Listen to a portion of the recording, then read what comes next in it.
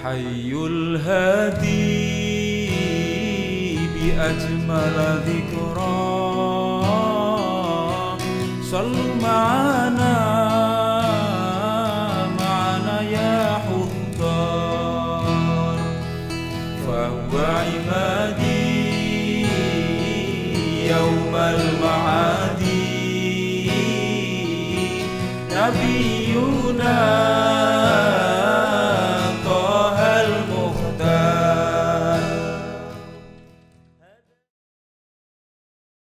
Ya, saya lahir di Rembang. Sekolah mulai TK, SD, kemudian MTS, dan Madrasah Aliyah juga di Rembang. Setelah dari Rembang, kemudian saya pernah mampir sebentar di Kuwait untuk melanjutkan studi di tingkat SMA juga. Sampai tahun 1990, Kuwait diserang Irak, Saddam Hussein. Akhirnya para pelajar Indonesia itu dievakuasi, termasuk saya. Kemudian tahun 92, saya mengikuti UMPTN, ujian masuk perguruan tinggi Fakultas Ekonomi Universitas Gadjah Mada, dan diterima sampai tahun 1995 tidak selesai, ya, tidak selesai. Kemudian setelah itu saya aktif di beberapa organisasi kepemudaan, diantaranya adalah Gerakan Pemuda Ansor. Sejak kecil tuh saya memang bercita-cita ingin kuliah di UGM gitu. Jadi sejak kecil, waktu itu daerah saya ya, tempat kelahiran saya Rembang, itu kakak-kakak saya juga kuliahnya itu di Jogja gitu. Sehingga mungkin saya juga terpengaruh gitu. Sehingga sejak SD saya tuh ingin pada saatnya nanti saya harus kuliah di UGM, dan itu terwujud mimpi itu gitu. Saya terkesan gitu, kakak-kakak saya itu orangnya pinter-pinter gitu. Kemudian ya anak kecil lalu mengambil kesimpulan, oh gara-gara kuliah di Jogja ya ini jadi pinter-pinter begitu. Ya gitu aja, kesimpulan itu didasari pada kesaksian bahwa yang kuliah di Jogja itu kok pinter-pinter ya orangnya gitu. Akhirnya saya termotivasi begitu. Saya pindah-pindah, pernah kos, ya, pernah jadi anak kos saya di beberapa tempat, pernah di Sapen, pernah malah deket UIN itu. Karena tahun 92 itu kuliah saya itu di 2 kampus. Saya ikut ujian masuk UGM diterima, dan masuk ujian UIN, ujian masuk juga diterima. Di UGM itu Fakultas Ekonomi, di UIN itu Fakultas Syariah.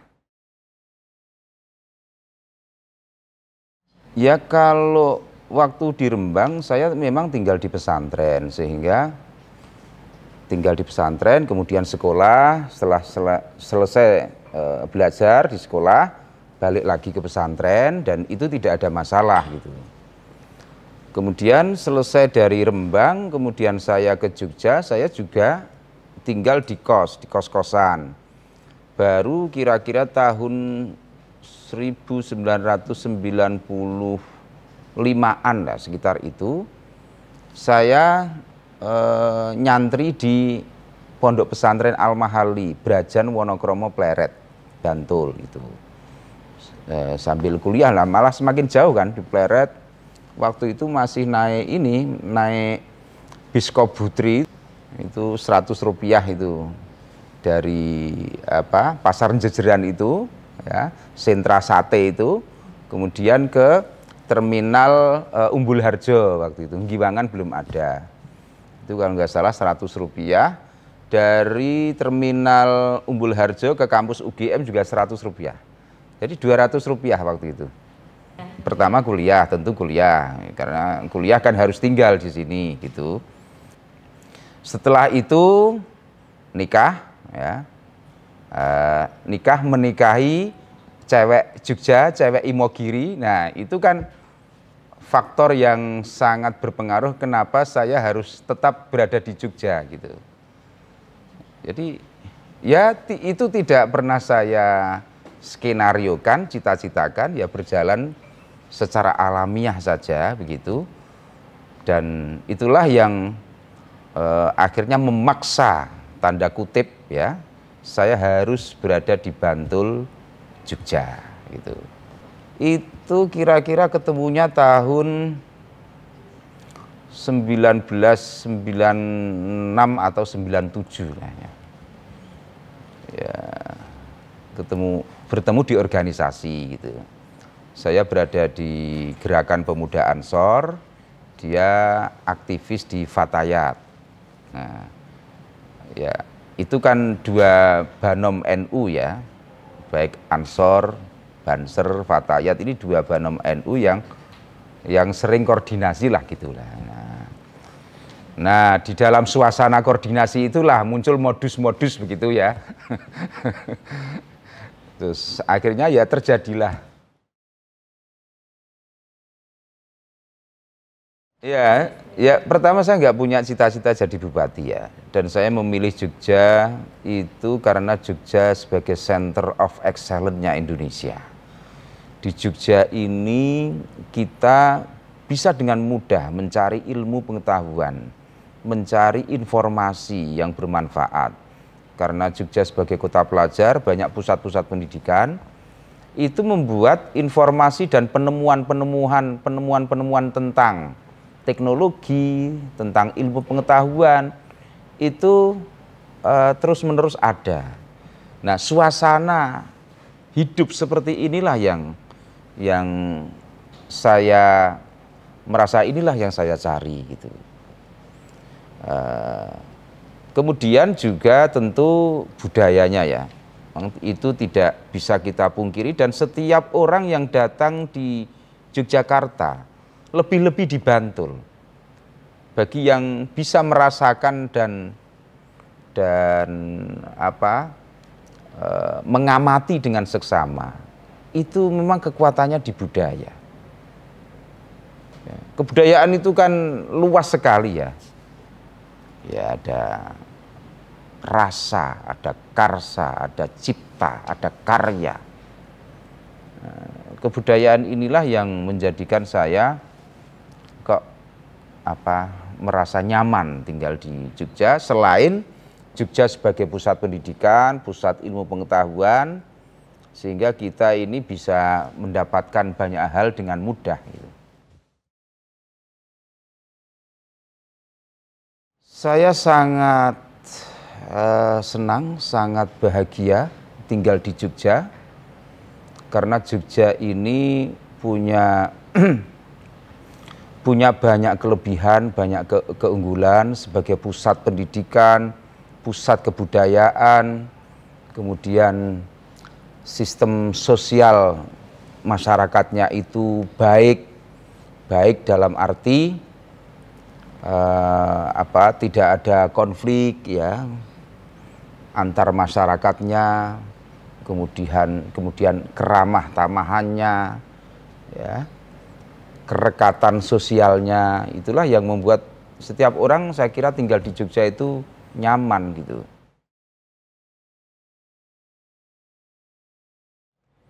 Ya, pertama bahwa saya hanya bercita-cita sekolah di Jogja dulu itu ya. Kemudian bekerja dan tidak punya rencana untuk tinggal di Jogja secara tetap gitu. Ya, tapi karena tadi takdir itu mendorong saya seperti ini, ya akhirnya tinggal di Jogja. Kemudian Jogja terus berkembang sebagai pusat pendidikan, pusat pariwisata, pusat kebudayaan. Ini semakin berkembang baik dari sisi pembangunan fisiknya, pembangunan non fisiknya itu terus berkembang, termasuk pembangunan kebudayaannya yang cukup bagus di daerah istimewa Yogyakarta. terbukti adat, seni, tradisi itu masih lestari hingga saat ini. Nah, memang terjadi ini ya, dengan ditetapkannya Daerah Istimewa Yogyakarta sebagai daerah istimewa, itu kemudian ada semangat yang besar untuk membangun kembali kebudayaan adiluhung, kebudayaan yang diwariskan oleh para pendahulu, para leluhur DIY gitu ya, mulai dari Panembahan Senopati sampai Sultan Agung, memiliki apa ya, ajaran-ajaran, memiliki tradisi-tradisi yang baik, yang itu menjadi salah satu keunggulan masyarakat Yogyakarta. Jadi salah satunya adalah pembentukan karakter. Kita tahu para leluhur kita meninggalkan ajaran greget, nyawiji, golong gilik, sengguh ora mingkuh, mangasah mingising budi, memasuh malaning bumi, hamemayu hayuning bawono, dan lain sebagainya. Ini ajaran-ajaran budaya dari para leluhur kita yang sangat penting dan masih tetap relevan untuk dimiliki karakter itu bagi masyarakat DIY. Nah, jadi dulu dan sekarang saya kira DIY secara umum dari sisi budaya tidak berubah. Ya kalau pembangunan fisik, sarana prasarana dan fasilitas tentu berubah lebih baik, lebih sempurna gitu.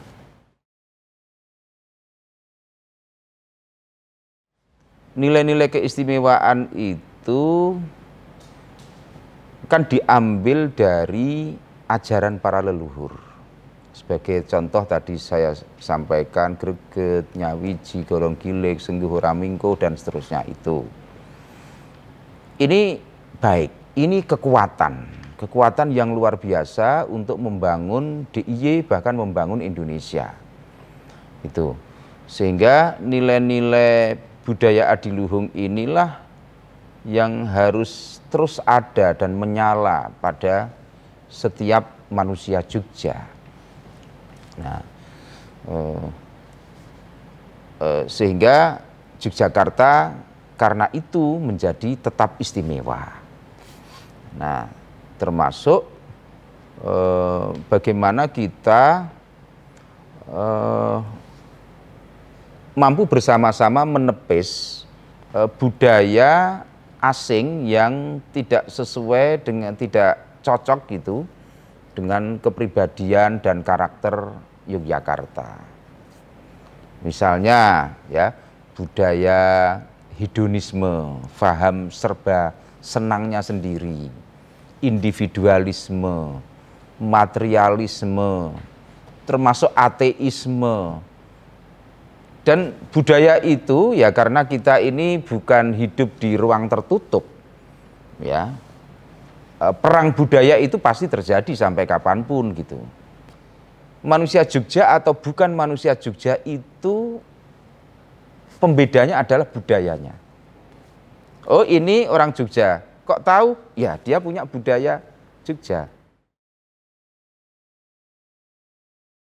Saya lebih sering menggambarkan Jogja sebagai entitas budaya, bukan sebagai daerah yang memiliki objek-objek wisata. Itu iya, objek wisata alam ya. Kita punya pantai Parangtritis, kita punya hutan pinus. Bukan itu ketika saya mengenalkan atau mengajak orang lain untuk lebih kenal Jogja, itu dari pendekatan budaya. Orangnya ramah gitu, orangnya baik-baik gitu. Kemudian lembah manah gitu, sopan santun gitu. Itu kesan itu saya kira semua orang merasakannya. Siapapun yang datang ke Jogja, kesan pertama itu budaya. Orangnya ya ramah-ramah ya. Bahkan itu tukang becak yang ada di Malioboro, supir-supir andong itu bahasa Inggris saja pakai langgam Jawa. Welcome, Mister, welcome, itu kan. Itu terpengaruh dengan budaya Jawa yang sangat kental gitu. Jadi ada impresi, ada kesan tentang kuatnya budaya Yogyakarta.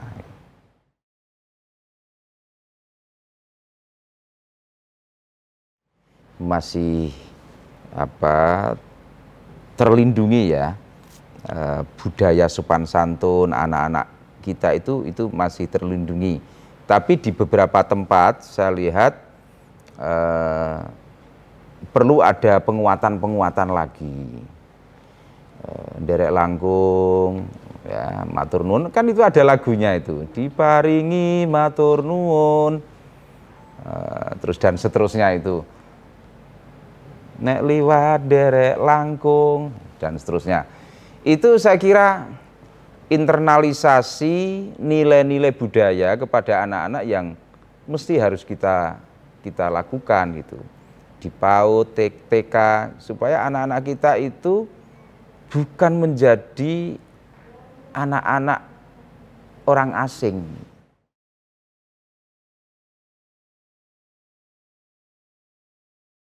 Jadi Bantul telah menyesuaikan dengan visi misi gubernur, yaitu menjadikan wilayah selatan DIY ini sebagai rumah, sebagai teras depan, sebagai halaman depan rumah besar yang namanya DIY.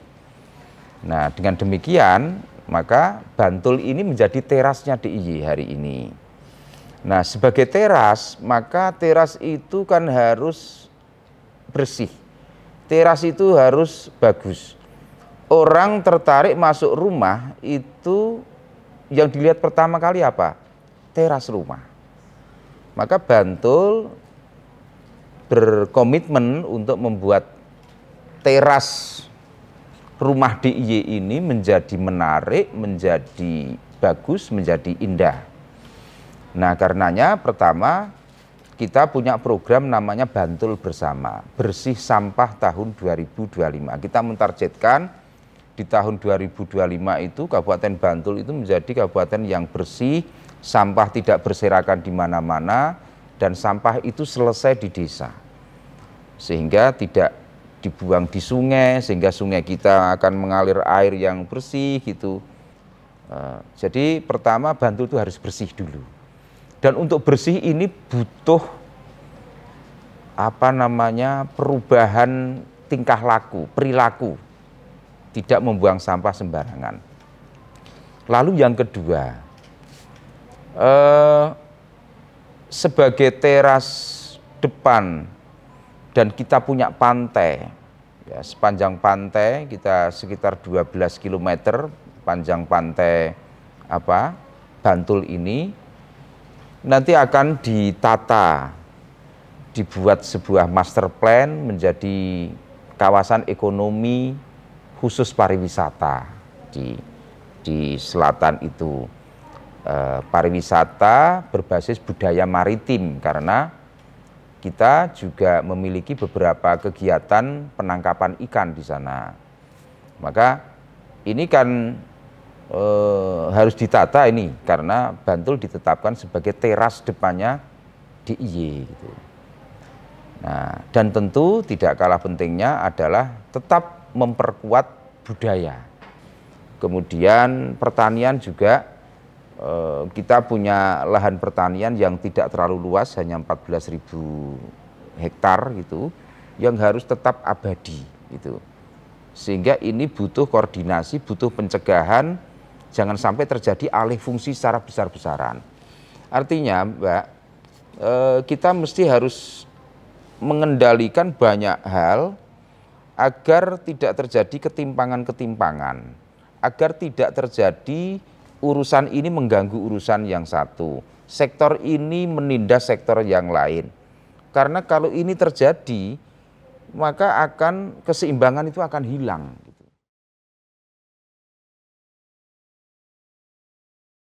Ya ngarsa dalem itu kan sultan, beliau sejak kecil itu sudah diwarisi nilai-nilai budaya adiluhung ya dari para leluhur, sehingga kepemimpinan ngarsa dalem ini kepemimpinan yang basisnya adalah budaya. Berbasis kepemimpinan, berbasis budaya, itu yang ngarsa dalem itu. Sehingga karena berbasis budaya, maka ya orang lebih aman, lebih nyaman gitu. Bersama beliau itu lebih nyaman gitu. Karena apa yang beliau lakukan, apa yang beliau ucapkan, itu sangat-sangat membawa nilai-nilai kebudayaan adiluhung itu gitu. Sehingga ya orang menjadi nyaman ya. Masyarakat DIY menjadi nyaman di bawah kepemimpinan beliau. Coba kalau kepemimpinan itu tidak berbasis budaya masyarakatnya, ya maka akan terjadi gejolak-gejolak yang rentan menuju kepada konflik, perpecahan antar warga.